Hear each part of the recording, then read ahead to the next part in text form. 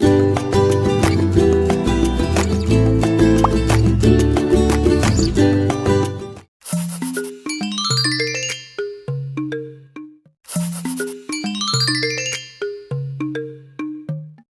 siang Bu. Ya, maaf mengganggu waktunya sebentar. Perkenalkan, saya Cinti Octaviani dari Prodi Bimbingan dan Konseling dari KIP Siliwangi Cimahi. Maksud kedatangan saya ke sini, saya akan melakukan wawancara dengan Ibu mengenai usaha UMKM Ibu di masa pandemi ini. Mungkin langsung saja Bu. Baik, dengan Ibu siapa Bu? Maaf. Ibu Suci Bintang. Suci. Sudah berapa lama Ibu menjalankan usaha ini? 3 tahun. 3 tahun dari sebelum pandemi berarti ya? Ya. Kalau boleh tahu di bidang usaha apa ya Bu? Di bidang usaha makanan. Makanan. Kenapa Bu lebih memilih makanan? Karena hobi, karena lebih simpel aja makanan. Soalnya kan banyak yang peminatnya banyak gitu. Karena setiap hari juga pasti butuh makan ya Bu. Dalam melakukan usaha ini apa Ibu mempunyai karyawan? Tidak mempunyai karyawan, saya sendiri. Oh, jadi langsung Ibu yang masak sendiri. Ya. Nah, ada nggak sih kendala yang Ibu hadapin dalam usaha ini? Kendalanya saat ini kan lagi PPKM gini, banyak satpol PP yang ini keliling ke sini gitu. Jadi biasanya tutup jam 10, 11, sekarang harus tutup jam 8. Terus kan sekarang pandemi gini nggak boleh berkerumun, banyak orang. Jadi di sini tuh paling juga ada berapa orang, ya dibatasin berapa orang gitu. Apa dampak yang Ibu rasakan ketika berjualan ini di masa pandemi? Banyak saingannya, jadi kurang aja penghasilannya gitu. Biasanya dari sebelum pandemi kan kayak keuntungan itu kisaran 150-200 gitu per hari.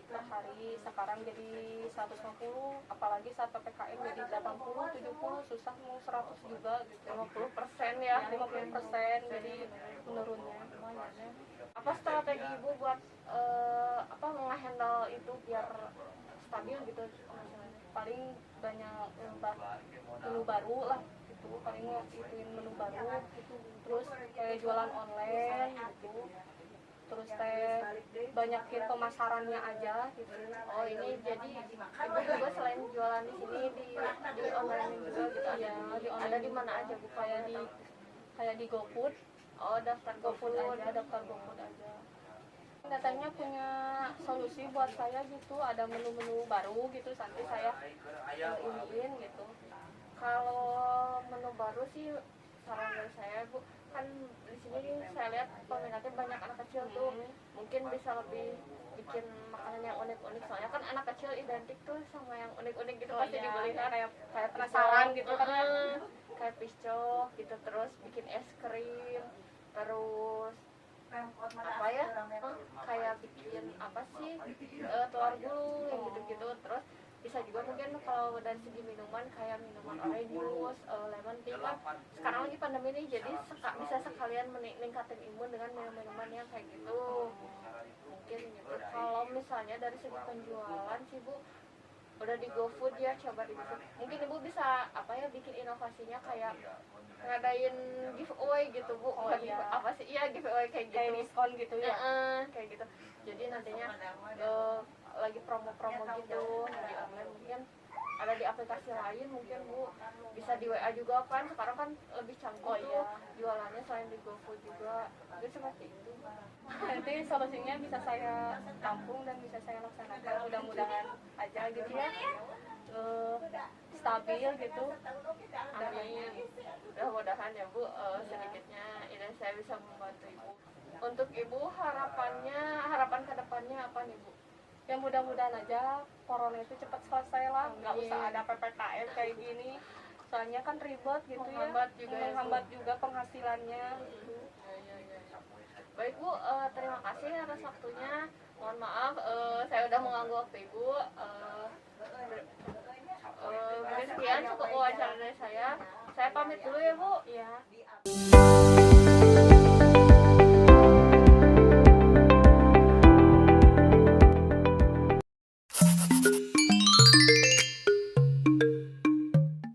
Assalamualaikum. Waalaikumsalam. Selamat siang, A. Maaf mengganggu waktunya sebentar. Perkenalkan, saya Cinvi Oktaviani dari IKIP Siliwangi Cimahi. Maksud kedatangan saya ke sini, saya ingin melakukan wawancara dengan terkait dengan usaha UMKM ini di masa pandemi.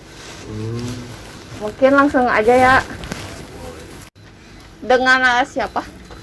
Gentra Pranata. Kalau boleh tahu bergerak di bidang usaha apa? Saya bergerak di bidang usaha trading fashion. Untuk trading fashion yaitu di kaos distro, ya, macam-macam kaos. Kenapa lebih memilih usaha kaos dibanding yang lain gitu? Dari segi produktivitas itu lebih gampang. Dari sumber daya manusianya pun itu sangat mudah didapatkan. Dan untuk penjualannya pun lebih signifikan ketimbang item-item yang lain kayak jaket, terus sepatu. Iya. Ya kayak gitu kan lumayan lama lah, lumayan lama dari satu. Untuk dari segi nilai apa namanya profitnya itu nggak besar banget, sama sih semuanya juga. Kalau dari segi laba ya dari 5.000 sampai 10.000 itu udah dapat, cuman mereka itu progresnya sangat lama, makanya kalau di kaos itu lebih cenderung cepat gitu. Iya. Dari penjualannya. Dalam usaha ini apakah punya karyawan? Punya Berapa orang, kalau boleh tahu? kisaran 29 orang. Oh, total 29 ya. Kan sekarang lagi masa pandemi nih, ada nggak sih kendala yang rasain saat berjualan di masa pandemi kayak gini? Untuk pangsa pasar yang menengah ke bawah, kita sedikit kesulitan dikarenakan satu, pangsa pasar menengah ke bawah yaitu kayak pedagang kaki lima, dia kan tidak bisa berjualan. Iya. Otomatis profit kita itu menurun sampai ke angka 60% ya. 60%. Segitu sih, menurun segitu. Lumayan. Karena kan tidak ada apa ya, dari kesenjangan pemerintah kan tidak memberikan kalau misalkan boleh berdagang atau seperti itu, kan tidak ada seperti itu, tidak bisa seperti itu. Jadi mau tidak mau ya kita lakukan nih, nggak dagang mereka semua gitu yang untuk pangsa pasar bawahnya. Tapi untuk distributor yang melakukan trading di bidang online, alhamdulillah masih tetap berjalan. Untuk offline kita berhenti dulu, stop dulu. Untuk masa pandemi ini mudah-mudahan berakhir juga PPKM. Amin. Berarti ini berhenti udah dari kapan? Pas Yang untuk offline? awal PPKM sih. Oh, berarti baru-baru kemarin ya? Baru kemarin kita stuck. Jadi dalam 1 minggu kadang kita kerjanya cuma 4 hari, 3 hari. Dalam 1 minggu itu biasa kan kita full kerja nggak ada libur, nggak ada apa, lembur terus dikarenakan PPKM ini yang membuat menyulitkan semua pihak sih. Gitu. Terus Dampak apa yang rasakan dalam usaha ini? dari segi dampak positifnya ya jelas kita memiliki omset laba. Kalau misalkan dari dampak negatifnya yaitu soalnya kita kan ini home industry ya. Iya. Jadi dampak negatifnya itu ke orang-orang sekitar dalam segi artian apa namanya, keluarga kan di sini juga. Jadi kalau kita cutting atau apa gitu kan debu-debunya dari segi kesehatan kita kurang sekali, menurut saya itu seperti itu. Kekurangannya sih di situ aja. Kalau overall nggak ada masalah apapun. Alhamdulillah lancar selalu. Bagaimana penghasilan saat ini saat pandemi kayak gini? Apakah ada sama aja gitu penghasilannya? Apakah ada penurunan atau gimana, Pak? Dari segi pandemi, dari segi penghasilan itu ya jelas sih ada penurunan, cuman nggak terlalu signifikan ya. Mungkin ditambah juga lagi musim sepi, ya wes lah, kadang ada kadang enggak, yang namanya juga jualan kan. Iya. Kadang ada kadang enggak gitu. Ya, seperti itu. apa strategi yang lakukan agar produknya tetap terjual gitu dalam pandemi ini? Sebetulnya nggak terjual sih ya, kita melakukan strategi dalam artian kita sedang bertahan sih sebetulnya dalam bertahan, tidak menitik beratkan itu harus terjual. Kepada semua distributor kita tetapkan fokus untuk pemasaran ya normal saja. Dalam segi artian kita tidak berbayar atau apa, kita melakukan penjualannya dengan cara normal ya di bidang online ya, bukan kita buka toko atau di mana, enggak, ini kita di bidang online, bahasnya di bidang online. Karena yang pada saat pandemi seperti ini hanya online yang berjalan, bukan offline, kita off dulu.